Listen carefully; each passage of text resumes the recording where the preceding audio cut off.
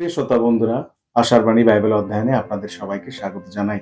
আজকের বাইবেলের এই ছোট্ট অংশে আমরা আজকে যেখান থেকে দেখব সেটা হলো আমোস তার ৫ অধ্যায় ২১ থেকে ২৪ পদ। প্রিয় শ্রোতা, আমোসের এই অংশে আমরা বিশেষভাবে দেখতে পাই যে ঈশ্বর সেই ভাববাদীর মধ্য দিয়ে কিভাবে তার অপ্রয়োজনীয় অর্থাৎ তার অপছন্দকর বিষয়গুলোর প্রতি তুলে ধরে।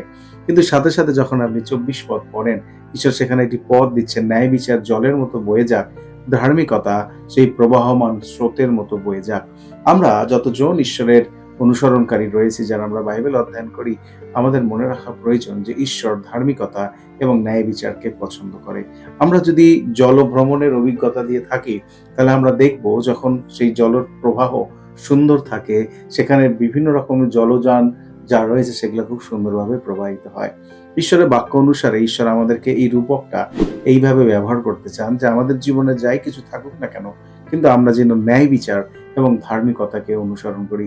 ঈশ্বরের অত্যন্ত পছন্দের দুটি বিষয়, যার মধ্য দিয়ে আমরা ঈশ্বরের সাথে কত ঘনিষ্ঠ এবং সুসম্পর্ক রেখেছি তার নির্ভর করে।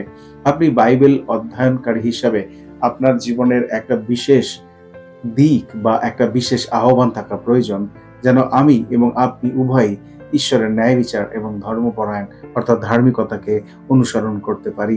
ঈশ্বরের বাক্য অনুসারে তিনি এখানে বলেছিলেন যে আমি কি পছন্দ করি না, কিন্তু তার সাথে সাথে তিনি এটাও বলেছিলেন আমাদের ধার্মিকতা যেন সেই জলপ্রবাহের মতো হয়, অর্থাৎ যে জল সমস্ত সেই যেখান থেকে সে বয়ে চলে সেই শুধু জায়গাটা নয়, কিন্তু সামনের সমস্ত এলাকাকে, সমস্ত জমিকে, সমস্ত জায়গাকে পরিষ্কার জল প্রভাবিত করে এবং আশীর্বাদ যুক্ত করে।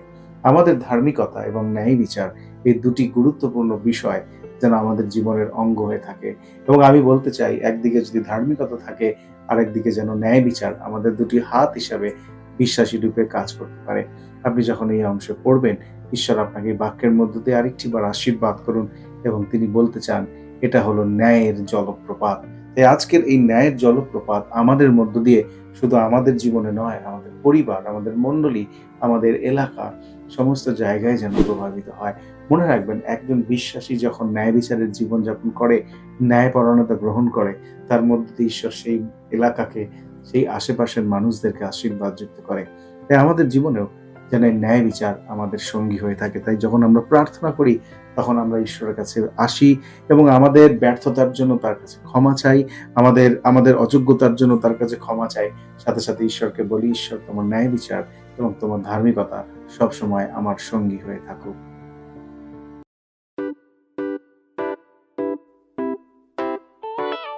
পুরাতন গেল শেষের পাতা,